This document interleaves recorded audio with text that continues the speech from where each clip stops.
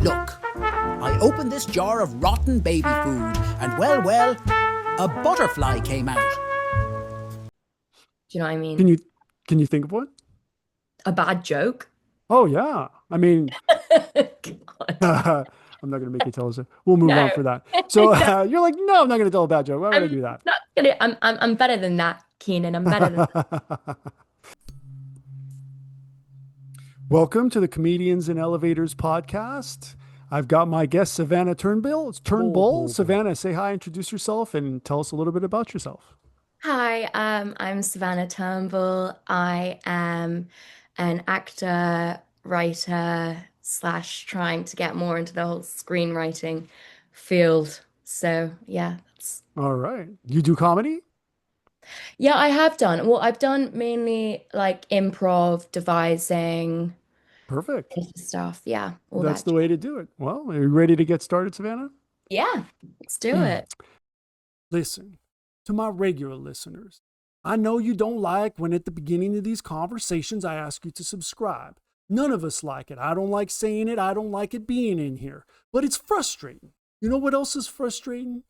It's also frustrating when I look in the back end of the YouTube channel and I see that 56% of you that watch frequently haven't yet subscribed. And I know this because I see it in the comments section. You say things like, I didn't know I didn't subscribe. And that's actually what fuels the show. Basically, it's like you're making a donation to the show. So that's why I ask all the time, because it enables us to build and build and build. And we're going for the long term here. Hit the subscribe button and we'll continue to build this show for you. That's my promise. Thank you to all you guys that do subscribe. It means the world to me. All right. So the whole point of the podcast is to compare and contrast the comic versus the comedian. So I define the comic as any person telling funny jokes versus the comedian who's a funny person telling any jokes. So Savannah, would you agree that you start as a comic and evolve into a comedian? Yeah, I definitely I totally agree. What's the is it Ed Wynn who says, yeah, a comic says funny things, whereas a comedian says things funny. Edwin did say a comic says funny things, a comedian says things funny. I'm like, I'm not the only one. So, right? All Right. right. So, how about this? How about the role of persona in comedy? So, how much of the comedian's voice is a character versus their real self? Ooh. I think so if we're talking about material, like for me, in Hmm. my experience, it's very much my own lived experience. I will literally write things down verbatim. So I have a rule, no more AirPods. I listen to conversations and I will write down people's conversations if I think they're funny. Hmm. But when I'm performing, I like to change something that kind of separates me from, I guess, myself, whether that's the way I speak or the mode of speaking, just to kind of help with the dissolution of the ego. Because I think Hmm. once you're on stage and you're under those lights, um, it's hard for your it's a performance at the end of the day. So It's hard for your ego not to return. Am I right, finishing your sentence? Okay. completely. Absolutely. Yeah. All of a sudden you start that self conscious. You're like, whoa, we're getting rid of that Yeah. thing. Like, yeah, I already did a move to get rid Yeah. of you. Why are you coming back? Did it not work? Do I need to add a second thing? What's going on here? Right. Yeah, totally. So, so does authenticity matter or is illusion part of the magic?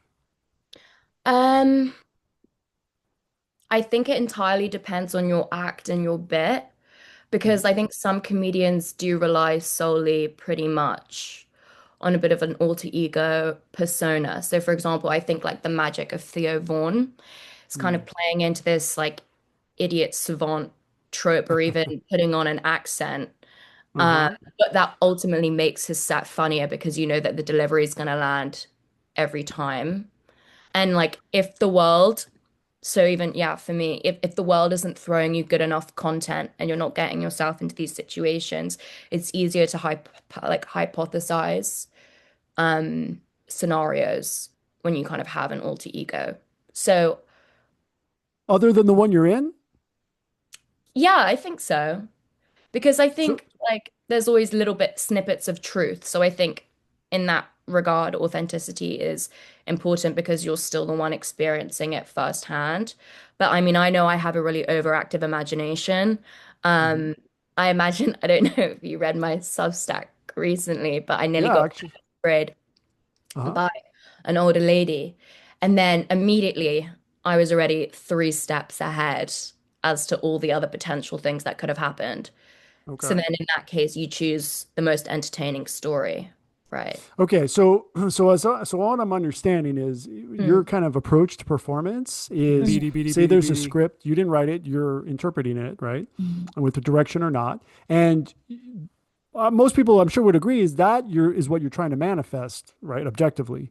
But you're adding a whole other scenario on top of that. Is that correct? Yeah, totally. Okay. Just checking. Yeah. No, Are you you're saying that's not, is that mandatory? Is that really, is that not just necessary for you, but for anyone, any actor? um I don't think it's mandatory, but because I don't think there should ever be any rules. But I know for me, it's an easy way to have, content at your fingertips. And it's not like I wasn't there and I wasn't in the situation. Um, Okay. So you're referring to situations that you've experienced? yeah, Oh, I see. Okay. All yeah. right. I'm like, That makes what if sense. that happened? Or like, what if she did pepper spray me? Then Well, what? wait, but you weren't in that, but you've been pepper sprayed? No. Okay. So But that's I what I'm trying to felt figure out like what's I going. had. Okay, okay. No, awesome. That's the way that's now I'm not saying mandatory, but would you say best practice? Yeah, I think so. All right. Yeah. All right. So ready for this? This is my favorite question. So punching up versus punching down. So where do comics versus comedians stand on this? So let me put in some historical context. Did a jealous medieval prince become the first comedian by killing the court jester? Ooh. Did he become? He did kill him. Did he kill him? This is a perfect question for you. I'm not going to add any more. You have to decide. I reckon he would have. I reckon the jealous medieval prince killed the court jester. Um, which is really sad, actually. Um, but I think I think as society and culture changes, it's less trendy. I think it's a statement to be punching down for Mm, sure. And I think like even when we go way back, obviously I grew up in the UK, but like Blackadder and kind of slapstick and like that kind of those kind of jokes were really funny at the time because comedy was kind of that kind of Monty Python even, it's very like in your face. mhm. Whereas I think now as we've evolved, if you're not from a certain demographic or a particular group, it's quite bold to punch down. So I mean, I personally would stay clear, as in because I think that there should still be when there's so much content flying around, I still think you need to think like, is it fair, as the medieval prince did, for me to take this joke? Is it my joke to tell when there are so many other jokes that you could tell, you know? Well, that's why I asked if he was the first comedian because So yeah, arguably really there weren't any but this one guy, right? right. So So would you yes, say the audience's agreement with the comedian is a form of permission or alignment? um thing is, it's anyone can clap. It's quite easy, but like it's quite hard to fake a laugh. So I think um I think it's always good to feel like people are like digging you and digging your jokes, but at the end of the day, like you do know the direction that you're going in. I think you know where you're going to end up before you start. So the audience's reaction should have a part to play, but it also shouldn't throw you completely off course. Like I remember actually, sorry, I don't want to take you off track too much. Not at all. Not at But all. I went to Don't see worry. I'll throw you off track once more. Please oh try. Please gosh, continue. Keenan. Ah, I remember I was watching this set and it was 3 female comedians and it was an island. two of them were American, but the MC was Irish.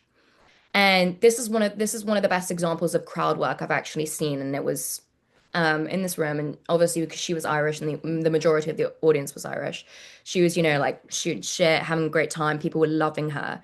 And then the first girl who came up was American, was obviously quite new to kind of her stand-up career, and it just her jokes were just not landing and the audience Mm. was not being sweet with her at all. And then there was this level you could literally see her ego come in, and she Hmm. started then almost saying, okay, well, you guys don't like me, you don't like the American, blah blah blah. And I was like, no. Oh my God, it's like when you're on the playground and you can tell like kids who had siblings and kids who didn't, Hmm. like you have to be able to take like the brunt of, you've got to be able to just like take the shit, Like you can't, No, if you're it's getting up there, the yeah. worst thing that you can do is like double down in that way. Yeah, I mean, you got to go through the experience. There's no other way to fail and know why you failed and be like, Right. I got to figure out some way for that not to happen again, right? Uh-huh. So how about cultural translation of comedy? So how do jokes that work in one country bomb in another? And you already answered it, but how does it How? happen? Yeah. God.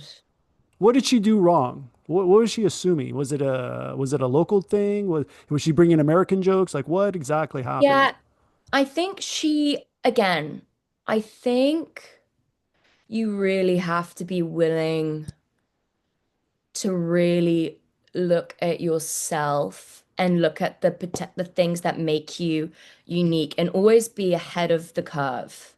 Yeah. I think she was sort of like, I guess like hyperbolizing and just basically like kind of, she was basically building it all up and then was saying that like ultimately she was married to a man, and she was like, and that's not, like that doesn't align with like the jokes I've told before, like this whole kind of thing. So you always kind of want to be a few steps ahead of where the general trend is going, I think. And she was just telling quite like the same jokes that we've seen on many other kind of specials before. Mm. So I just don't think it sounded unique enough to the audience where they just found any of them really that funny.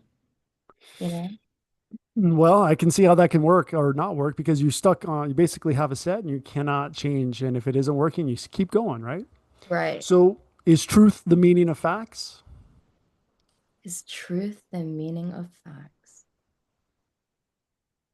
Uh, in a comedic sense or in a life So, sense?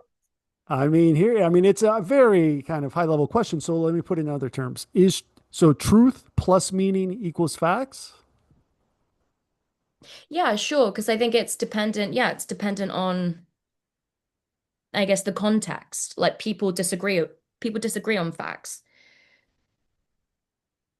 But the question is, why do they disagree? Is it because they do not agree that truth plus meaning equals facts? Is it perhaps truth are facts, meaning are facts, but not combined together? Ooh, gosh, you're putting my head through a Uh, spinner. absolutely. Um, Now, is it counterfactual true? Truth minus meaning equals facts? Is that a false or true well, statement? actually, maybe that's the way forward, is truth minus meaning. Because I think it's like, Dale Carnegie, like you can speak to someone on death row and everyone feels justified in what they've done. They have their set of facts and they have their meaning. Therefore, you're not going to convince anyone otherwise.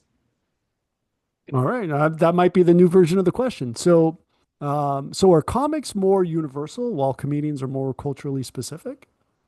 Ooh. Wait, so we're going back to the definition of comic, which is anyone who's telling jokes, right? That's how I define it. And you did reference someone who agrees, right? Right. Edwin. Do you agree with him, or you're referring to someone which is a fact? You're like that's a reference, but do you agree Yeah. with your reference? Yeah, I think so. I mean, I like I don't necessarily think I'm funny, but I think I get myself into funny situations, but that doesn't necessarily mean that I'm not funny either, you know? Can you recreate the funny situation? No, Oh, it's a tough one. no, you can't look for it. You can't look for it. No, no, no, not look for it. Recreate it. You identify it. It was funny. Now you have to do it again. However it happened naturally, figure out the components and recreate it. Yeah, It's tough. It's that very is tough. tough. Well, it's like, what's that Ricky Gervais? Have you seen The Invention of Lying? I feel like I should have. 2009 It's, romantic comedy. I It's think not it's a Ricky set. Gervais. No, no, Okay. no. It's a total fabrication, but it's set in like an alternate world where he's the first person to ever tell a lie. You would love it. You would love it. The first person ever to lie. Yeah, I think I might have missed this one, but I Right. remember wanting to see it. Yeah, Yeah, because it's kind of, like, I guess, is this a genre? Philosophical comedy, I suppose. right. So it's For like if him, it no one is. had ever told a lie, like Mhm. Adam and Eve, you know, and then the first lie, he's the first person to realize that like we have free will and like you can choose to lie. It's good. It's good. Well, You it's should good because he did it. Right? It could be. There's very few people that can pull that one off, right? totally. Yeah, only Ricky Gervais. Duh. All right. So crowd work versus crafted work. So if comics riff like influencers in the comments section Mm. and comedians perform like in reaction videos, where's the sweet Mm. spot? Oh. See, I think it's such I do think in general, like crowd work is risky. Um, Again, I think it's a really big part of stand-up comedy culture, and I think it's a big part why people go because it's always fun, like if you're going out for an event and you're going with friends, you're like, oh, we want to get picked, or we don't want to get picked. Don't look this way. So I still think whether it's, an incentive or a non-incentive, it's still a part of the culture. Um, I, as a crowd member, because like I'm a weirdo. I'll go to comedy alone. Like I just love it. I love to watch performers perform, in any capacity. But if there's too much crowd work, because I do think it disrupts the flow, it can get kind of repetitive and like a little annoying because there's only so many times you can be like, "Where are you from?" Yeah, Turns out we're absolutely. Australia. Um, so yeah, and like I'm there to watch someone perform as well. And it is performance as well. I'm not saying it's not performance because it is. Um, and I respect it. I respect the vulnerability for sure. But you just never know who's going to be in the crowd that night. That is the tricky part. There is pretty much a couple techniques to keep doing the crowd work, and you just keep going Mhm. on forever. But again, it'll be repetitive, and if the crowd didn't bring anything, you're like, oh no, I don't want to hear Yeah, this I know, again, right? right? Yeah. Okay, very important question. Yeah. Advertising and self promotion. Who advertises themselves more, the comic, the comedian, or the magician? Ooh. You know that place where you're not conscious and you're not sleeping either? That's your power bill to the electric company. Right here. I want us to be here with free energy, where the Wardenclyffe Tower meets the Eiffel Tower. But that's not where we are. We are here, where you've got the utility and you've got residential solar. Between these two, we know which one saves you money. This is where we can go in the meantime. But this is where I want us to be now, and this can be done now. So let me deputize you to represent DOSE, Department of Solar Efficiency, and let's get on the podcast and get the message out today. See you soon. Ooh. I'm like, maybe the magician just wakes up one day and has 3,000 followers. Um, I would say, ooh, wait, is this like in a literal sense? I mean, have you seen it? Have you seen? people do it as a differentiation? Have you recognized a comic that actually is promoting themselves versus a comedian or even a magician? Um, Never seen a magician like that's like the ultimate disappearing act because I've not seen that. Okay. Um, Comics, I mean, gosh, like if we're actually talking, literally, yeah, like I've seen snippets of sets. But what's also interesting, Mm. riddle me this, is I've seen like a TikTok snippet of actually I don't want to say who because I feel like that's mean, but I'm in New York at the moment and I went to the cellar and there's this comedian that I really, really like, and they always have new people coming and they don't tell you who's obviously going to be there. And it was the same snippet I'd already seen on like TikTok. And I was Hmm. kind of bummed. I was kind of Yeah. bummed because I think you can also sort of shoot yourself in the foot because then it breaks the illusion. We all want to believe that this is the first time we're being told this story. Yeah.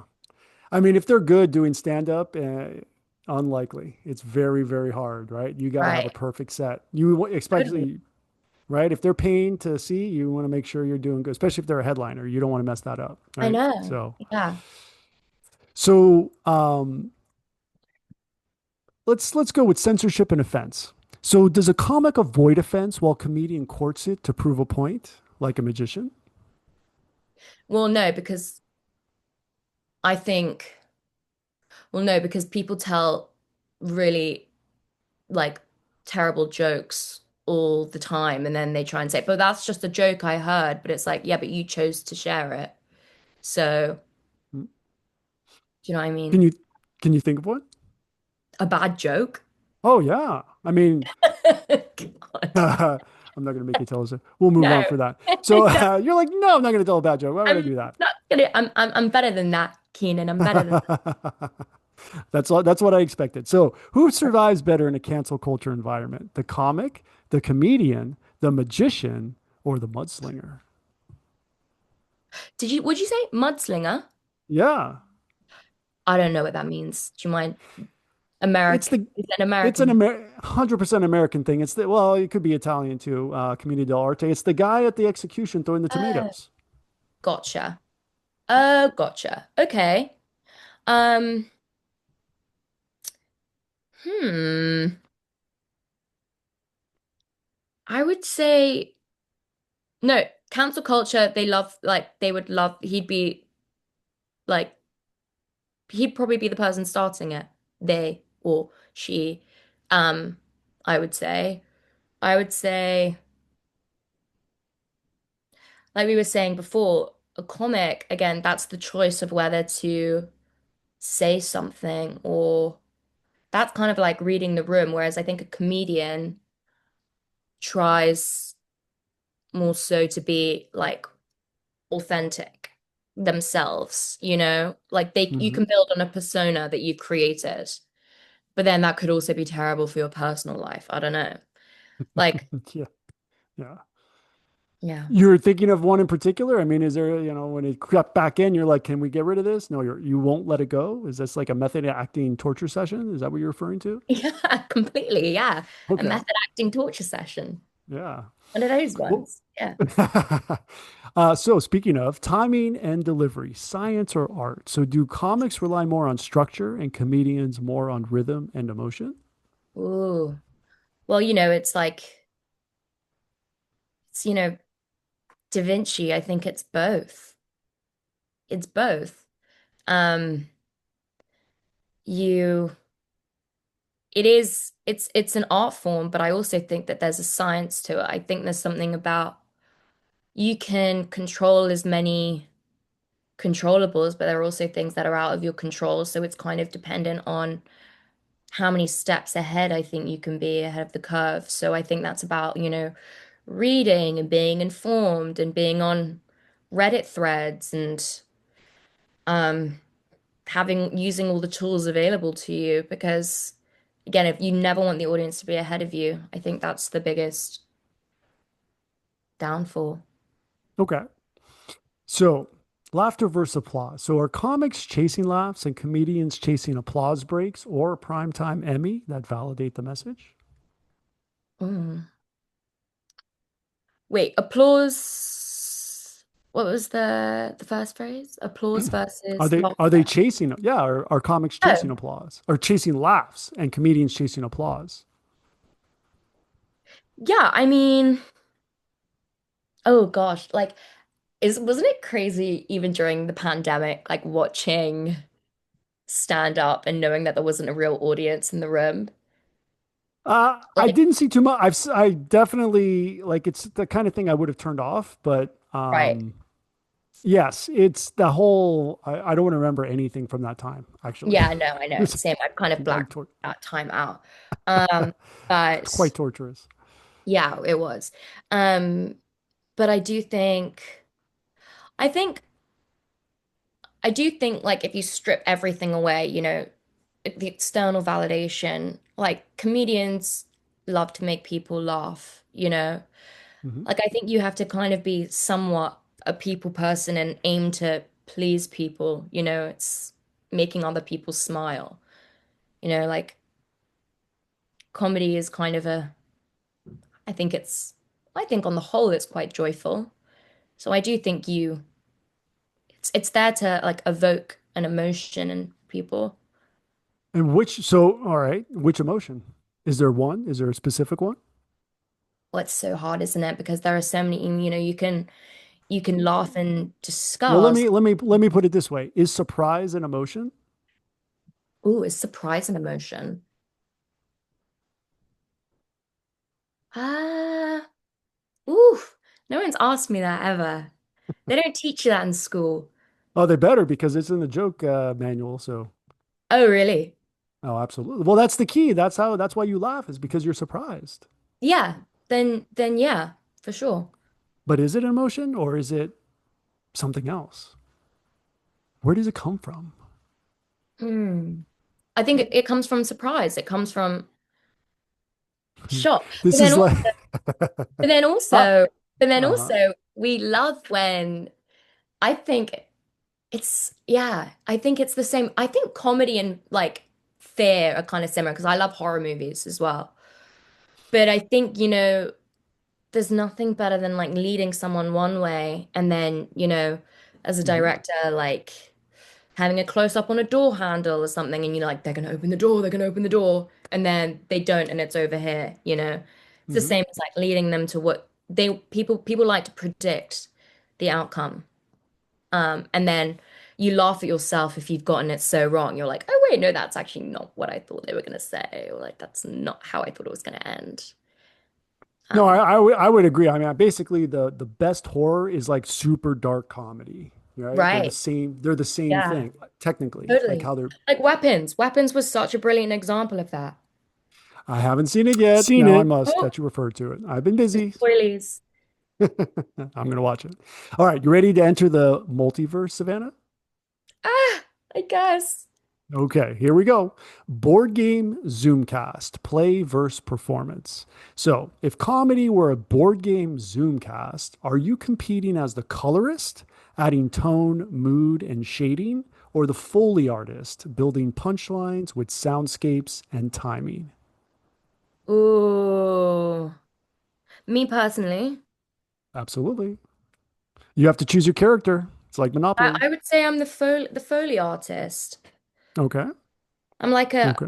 I guess because what I kind of do is, I guess even with a writer like now and even kind of doing more script supervising and stuff, I'm looking at it from more of like a macro Hmm. level and like looking at arcs and whereas I rather than the kind of like the details, they come later.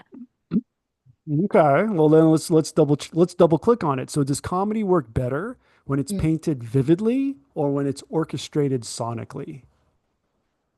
Ooh, comedy work better. God, that's such a hard question.